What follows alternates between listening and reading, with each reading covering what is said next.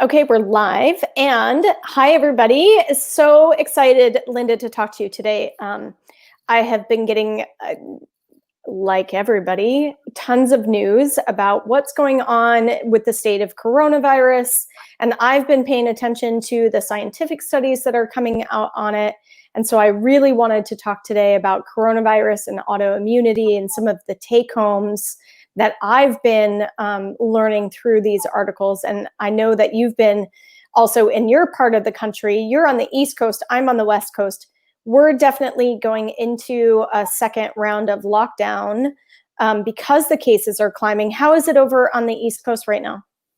Yeah, the same thing. I mean, every day the news is more of that. More cases, more no rooms at this hospital and that hospital, more. I just this morning was talking to a client and she was saying, I hadn't heard this yet, but like the limits we were at 25 limited to like number of people in a place or at an event, and it's back down to 10, which is what it was last spring. So we're seeing those restrictions coming down again. Yeah, for sure. Yeah. So I live in California, and the majority of the state, 40 counties, I think, in the state, and it's a big state, but the majority of the state actually is back to where it was in the spring of this year. And some things that are really clear to us now that weren't very clear back in March. Back in March, we were still trying to figure out what the heck is this thing, and is there testing, and I don't know if there's testing, and lots of unknowns, right? Now what we're starting to really see is that we know it's pretty established without a doubt if there's underlying chronic conditions that puts people at greater risk. So we do know that that is a major factor as to what's going on. And I've talked to probably hundreds of women this year. I'm guessing you're the same, where a lot of people are terrified because they are diagnosed with autoimmune about their risk, and they're really terrified about entering into society by any means, like even grocery shopping. And so I wanted to address some of those findings today and really kind of talk through some of it. I was encouraged to see some articles that came out of peer review last week that were talking about the link between autoimmunity and coronavirus. And what one study in particular was looking at, I think the number was 52 patients, and they were looking at after they recovered from a case of COVID-19, did they test positive for things like positive ANA or rheumatoid factor, which are two markers that can be taken to determine whether or not somebody has an autoimmune condition starting. And so what they found was 42, 43%, somewhere in there. I'd have to go back to the paper itself, and I forgot to bring it with me today, tested positive for those markers after their infection.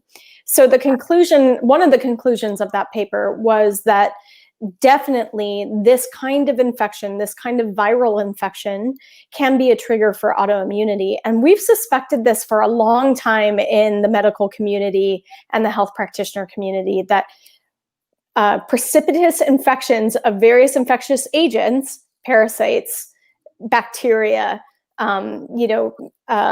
even worms, viruses, Lyme, like all of those things, right, are precipitous in nature in terms of causing autoimmunity.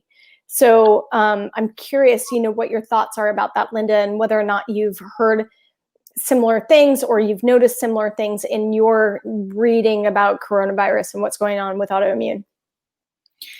Yeah, yes, for sure. And it makes sense because autoimmune means the immune system is already challenged. It's already thrown off its game. I personally think that the human body is amazing and magnificent and does or can do an amazing job if we give it the right tools. And autoimmunity to me says you haven't been giving your body the right tools for a very long time, because by the time an AI diagnosis is made, probably those things are in place for quite a while. The parasites, the infections, the mold, all of that has been at play, and the immune system's been struggling. So now you have another virus coming down the pike, an unknown virus that the body hasn't seen before. And to me, it's, doesn't take too much to really acknowledge that that would be a big player and would definitely throw off the immune system and those markers that we look for. Absolutely. So I think that this is no shocker, really, that we're seeing that coronavirus is playing this role. We've seen this with other pathogens in the past. But it is nice to see that we're finally getting some of the science to do the confirmation.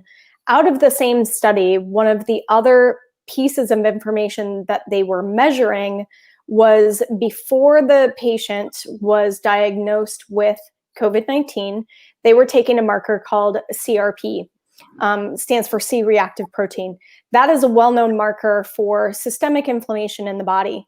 And what they found in this study is that for those patients who had a high value of CRP, so it was abnormally high, showing that they had systemic inflammation, they were 70% more likely to have a more severe case of COVID-19 than the other patients. So the takeaway from that, for me anyway, is, again, it's about controlling the inflammation. So we can have autoimmunity or have an autoimmune diagnosis. The real question, and this is what I explore with my clients, is that inflammation driver, whatever is driving your inflammation, is that under control and taken care of? Or is that still happening in your body, thus contributing to the imbalance in the immune system? What are your thoughts about the inflammation piece and the CRP data from that study? I know I sent that to you so that you could read it. Yeah, thank you. Well, what I love really what you just said about that is the inflammation in your body and the driver for that inflammation being handled? Because a lot of people want to take something to bring down their inflammation, right? So it's, what's the best supplement to take this? What's the best fish oil? Is turmeric, how do I get down the inflammation? But to me, it's kind of like turning the burner on your stove and the burner flame is going, and now you're pouring baking soda on top to dampen the flame. Okay. However, if you're never turning off the burner and that flame is continuing, you always need the next box of baking soda, number one. And number two, you're creating an environment where, if you're not paying attention that flame is on, and just to work the analogy, and, some paper towels slide too close, boom. Well, those paper towels are like a new virus comes into the picture, boom, right? So we've got this burner going that people are not really, getting to the root of, in my opinion anyway. Yeah. And I always think of inflammation as, I kind of sort of categorize them into buckets, right? So there's several different kinds of inflammation drivers that can happen. A lot of times people look at certain inflammatory foods, for example. That's why making sure that you're eating a low inflammatory diet and making sure that you're not eating a ton of crap processed food or sugar is a really good idea, but that's just one of the buckets of a source of inflammation, right? So if we've done that work, yet the inflammation is still there, then it's time to really progress into some other areas. And one for me is environmental, because we know that environmental toxins and things that we are surrounded by, mold, those kinds of things can really drive inflammation in the body. So it could be environmental. And another one is the idea of pathogens in the body that we don't necessarily know that we have, or maybe we got mono when we were 16, but the EBV, still that virus that's responsible for mono, is still in the body and still at very high levels, and the immune system can't fight it off. Therefore, it is driving inflammation because the immune system isn't fighting it off. So these hidden stealth pathogens can be a primary source for inflammation.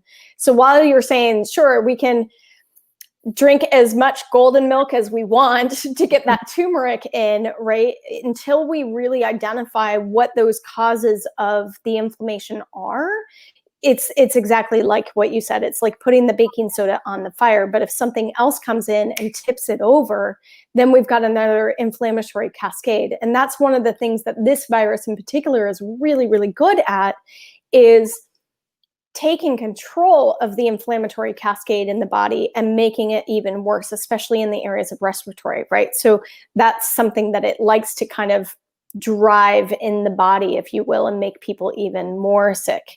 So, yeah. So what are your buckets? When you start thinking inflammation, I'm really curious, like, what are the buckets that you think about in terms of where you look for these kinds of inflammation that can drive somebody's immune system to be out of balance? Yeah. I love how you put it, how you say that, in buckets. That's a great analogy. And as you were saying that, I was thinking how so often people, or at least like people in my group or people that get in touch with me, will say, I did the diet thing, I took out gluten, but I still don't feel well, so it must not be that.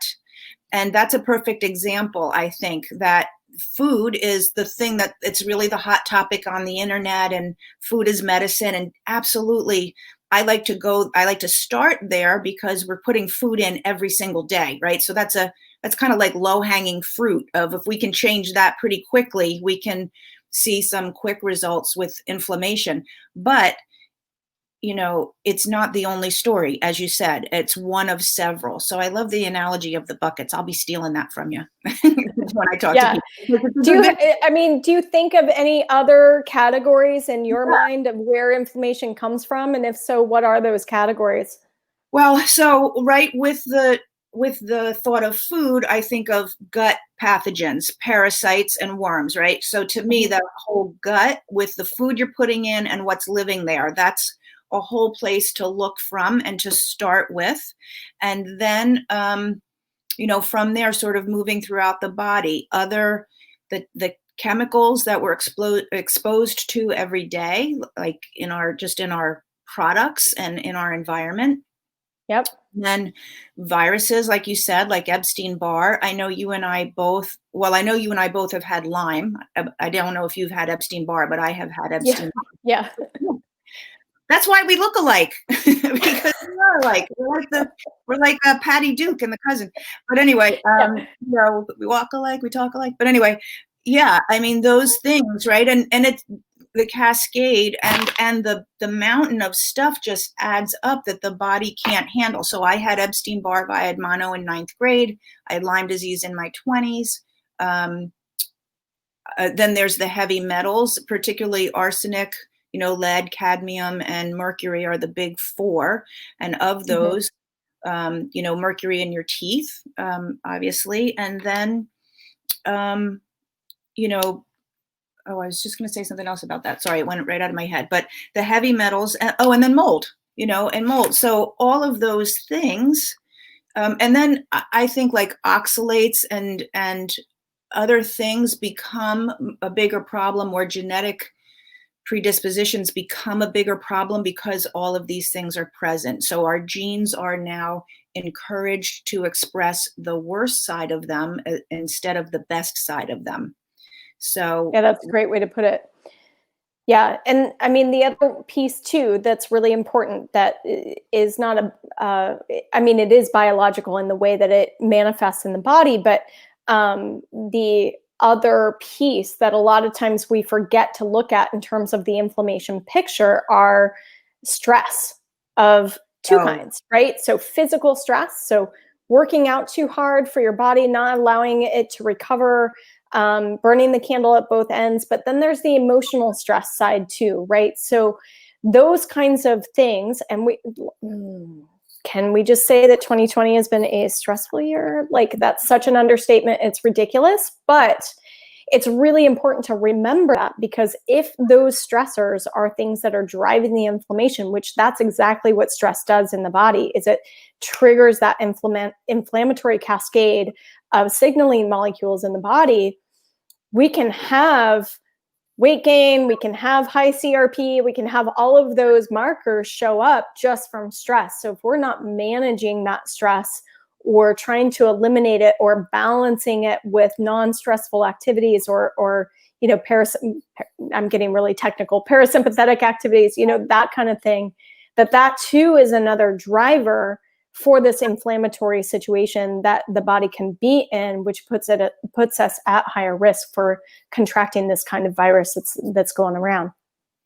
I love that you brought that up, because I've been doing a lot of talking with my people about emotional stress and the parasympathetic dominance of our nervous system. And I've also been taking it on in my own life more. So it's sort of like the last piece where I went to work. I did all the other things before with my own autoimmunity. And I would just encourage people to maybe almost start there, because if you're not paying attention to that, you don't have a terrain and a landscape inside your body to get the best results from changing your food and doing a detox of parasite. You're doing all of those things, but you've kept your nervous system, fired emotionally. Yeah. And so those things are less productive than they might be if you were taking that on, I think. Exactly. And so, I think for some of this stuff, it's very easy, low-hanging fruit, like you said, really paying attention to. Here we're going into winter. We're about ready to go into Thanksgiving here in the United States, which typically means more sugar, right? More inflammatory foods are coming into the diet. So really being cognizant about that is something that I know is on my mind going into this winter specifically. And making sure that I am doing those things. And I'm kind of actually excited that we are being restricted one more time, because I think for the first time in my life, I may actually get through a holiday season where I can do those things that are nurturing for my body, more hibernative, I don't know, whatever. You know what I mean? There's a reason why animals hibernate, right? It's because they need to rest, restore, and repair.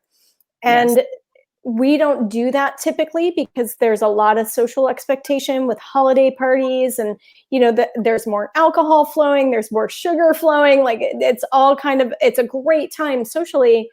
But I'm kind of excited to see how this goes, so that I can manage my stress, manage my food a little bit more consciously, to purposely keep that inflammation down, because those are the low-hanging fruits, if you will. These other things we've been talking about take a little bit more investigation.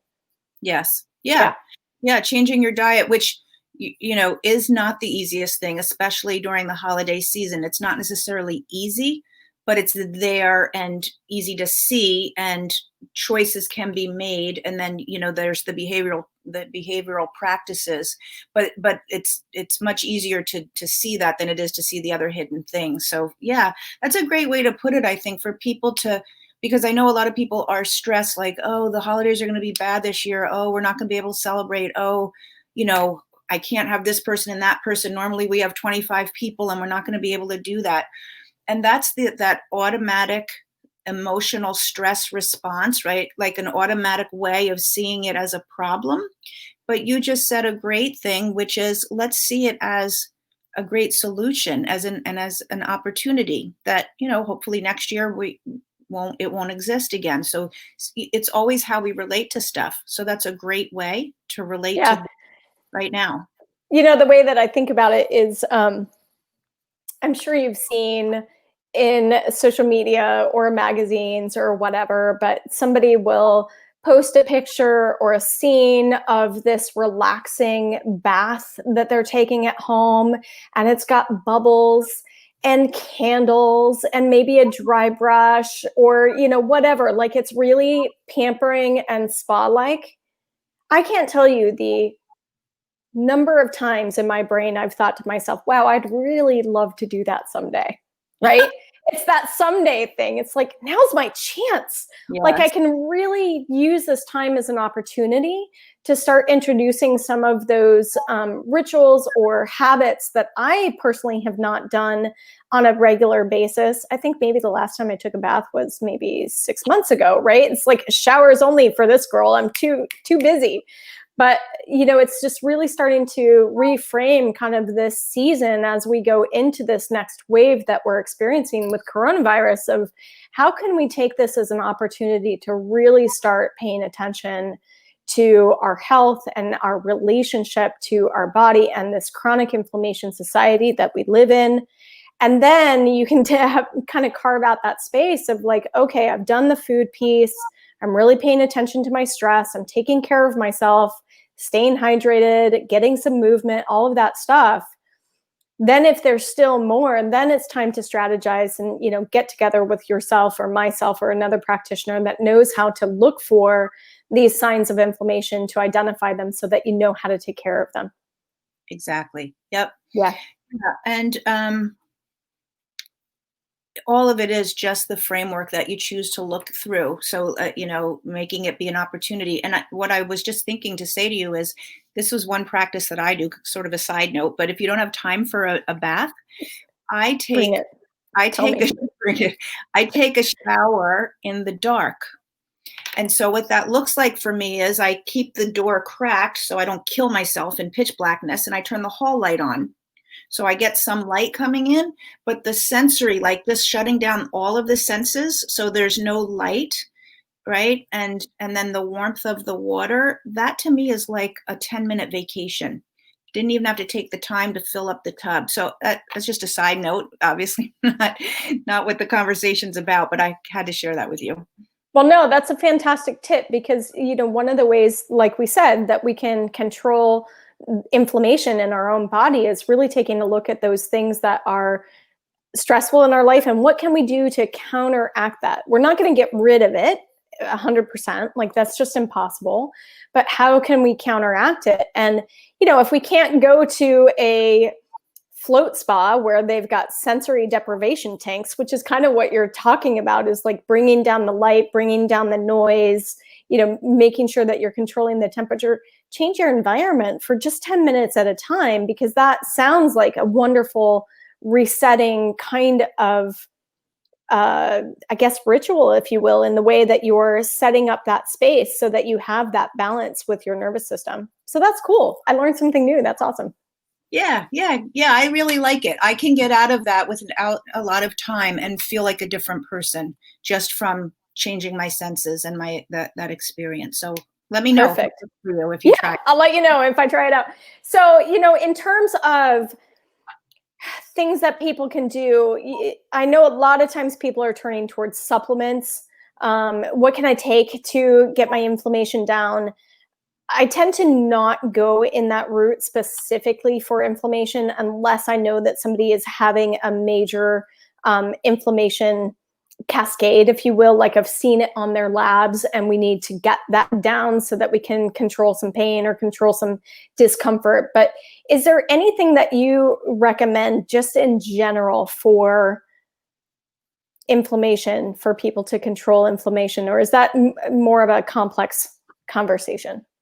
I mean, no, it could be a complex conversation, but it could be simple too.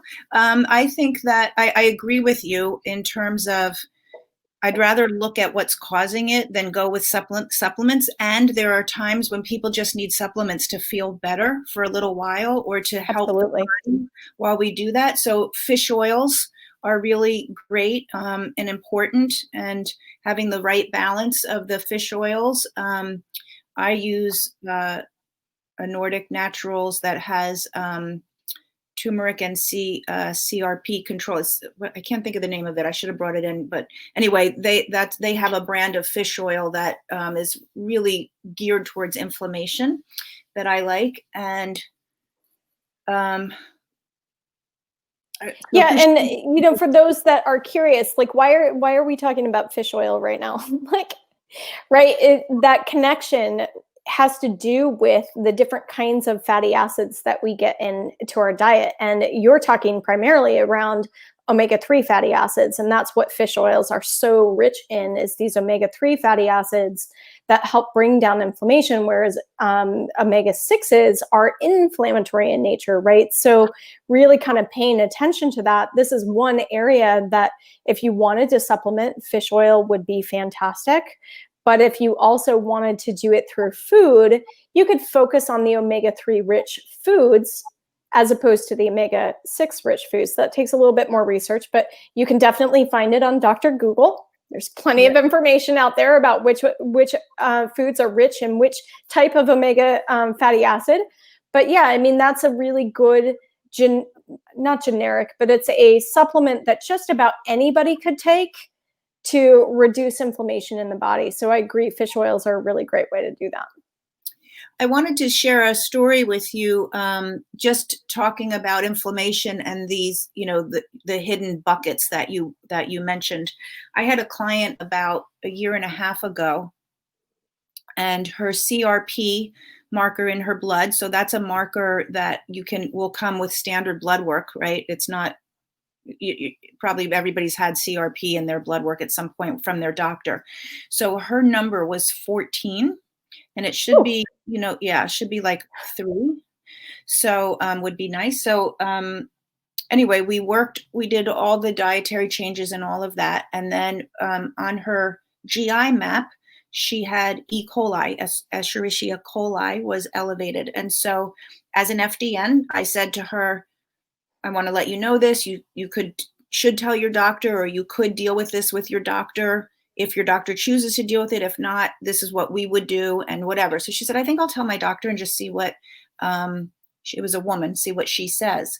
And the doctor said to her, that's a common thing that everybody has. I'm not really worried about it. I wouldn't even recommend that you do anything. So she came back to me and she said that. And I said to her, well, that may be so. Yes, we do all have that. However, you have symptoms, you don't feel well, and you have inflammation that's really, really high. So from a functional perspective, which is looking at you and the labs and how you're feeling, right? All of that. So even though your regular doctor says she doesn't think it's a big deal, I would go after it if I were you. And she was like, okay, let's do it. So we did. And she did a 30-day protocol. This was before I was using Cellcore. So I did some other things, but we went through it. Her next lab results, it did not show up.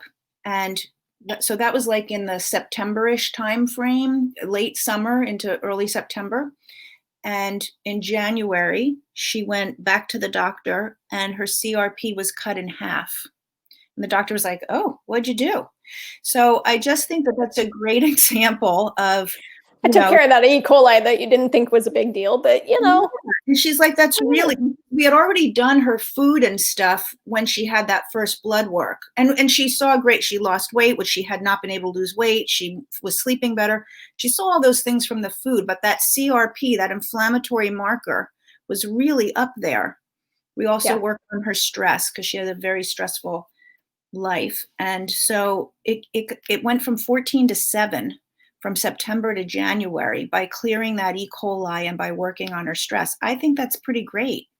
That's very significant. And I'm glad you shared that story because that really kind of sums up what it is that we've been talking about during this conversation, which is we know now that inflammation is a major driver and instigator for causing autoimmunity to begin with.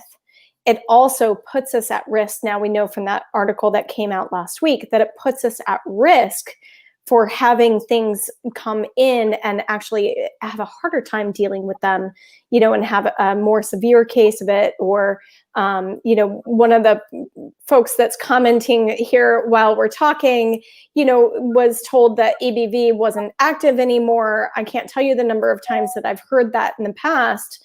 And when it turns out that we start addressing the total viral load in somebody's body, that all of a sudden that inflammation comes down and the immune system can balance out again, right? And then we start seeing antibodies coming down, and then we start seeing symptoms going away, and then we start seeing autoimmune going into remission. And that's the beauty of this whole thing. So, while there are some low-hanging fruits that people can do, it's also really important to don't stop until you've looked under all the stones to see if that is one of the things that's driving the inflammation. Because once you find them all, that's when we start to peel away the layers of the onion and start to see remission start happening. So, yeah. Can I share one more story? Do you have time? Sure. Yeah, I've got a few more minutes. Okay. In the world of Epstein-Barr, so to me, the concept of it's not active anymore. If you've got a virus that's in your body that has stayed there, Your immune system's job is to handle it and get rid of it. So if your immune system hasn't been able to do that for some reason, then that virus is in there. And to me, whether it's active or not based on blood work, it shouldn't be there, and it's going to cause a problem. And so I just want to share with you a story about my daughter. I think, Touré, you know, and people listening may not know, but my daughter Charlotte passed away a year and a half ago, and she had gotten a kidney transplant, so immunocompromised, right? Because you're on immunosuppression after a transplant. She got that before she turned 2, and somewhere in the course of her life, she got she had many blood transfusions, but she got Epstein-Barr virus in a blood transfusion. And we never knew she had it. She never really showed, like, was sick, that it was diagnosed by. Epstein-Barr virus in an immunocompromised patient can proliferate into lymphoma. It actually stays in the body, and it becomes, she got it, PTLD, which is post-transplant lymphoproliferative disease. It's cancer. She got 3 tumors in her brain, and it was Epstein-Barr virus that proliferated into a lymphoma because her immune system was compromised. And with transplant patients, they are checking regularly for EBV and cytomegalovirus. Did I say that right? Yeah. Those are the 2 that they CMV. that they are always looking for. And her markers for Epstein-Barr never went up. We never knew she had it. It never showed up in the blood work. And as a transplant patient, she got blood work every month to see where her immunosuppressive drugs were and her. Right. So no indication. And all of a sudden, this child has 3 tumors in her brain. And we had 2 years of chemotherapy. And they were like, this is Epstein. You know, they did the tumors, they did the pathology on the tumor. It was Epstein-Barr virus. It was now lymphoma. And I was like, what are you talking about? Like, I had no idea. And so I just wanted to share that. It's maybe sounds scarier than I meant it to be. I don't mean it to be scary, but I just wanted to share the experience of no markers in her blood, no idea. And it became lymphoma because she was immunocompromised, right? So for us, Right. autoimmunity though. So that's also not a great immune system. So our goal is to keep it as healthy as possible. So I don't care whether the markers are up. I want that out of my body if I can do it. Yeah. So, I mean, and to, I guess, stack onto what you're saying, and of course, you're not trying to scare anybody, but what I think some doctors tend to forget is when we are testing for things like Epstein-Barr, what we're looking for are antibodies to Epstein-Barr. That's the only test that's really available. We're not isolating the virus itself. It's been near impossible to isolate the virus itself. We're really looking at the immune antibody production to it, and we're looking at 2 different types. So one type shows a past infection, one type supposedly shows a present infection. That's what they mean when they say it's active, right? It's if you have an elevated type of antibody towards Epstein-Barr. And I think sometimes doctors tend to forget that when we're measuring antibodies, all that we are doing is looking for evidence that the immune system has seen that antigen and it's mounted a response at some point in time in history. And when we don't see an active antibody being elevated, the assumption is that it's not there and that it's okay. And I disagree with that. I'm more along your side of the camp, which is, what if the immune response, like your daughter, is suppressed because we've got an imbalanced immune system from autoimmune, and we can't even mount that response to build the antibody to begin with. So I talk to clients all the time, and I've had doctors tell me same thing. Oh, your Epstein-Barr, your EBV isn't activated. I wouldn't even worry about it. I believe, and this is just my own belief through all the experience that I've had working with clients and going through this experience myself, is that if there are viruses present, the immune system is challenged we need to do whatever we can to support that immune system to be able to keep it at bay. Because yes, it is, Epstein-Barr is in 95% of the population, but healthy individuals keep it at bay. And so that's really the goal. And so if somebody is having symptoms, or they still feel like shit, like they've done all the food, they've done all the, toxins in their beauty supplies, and, they've changed all their cleaning and all that stuff, and they still feel like crap, then there's more to look for. We really want to look for where are those inflammation drivers, because that is what's keeping the immune system wonky and not working well. And we now know that that's what's putting it at risk for getting these stronger infections, especially in a world now that we are living in a world with a pandemic. So we really have to pay attention to this and start figuring out what is at that root cause. We need to find out what it is so that we're all less at risk, because let's face it, I don't want to be stuck in my house the rest of the time, right? I really don't.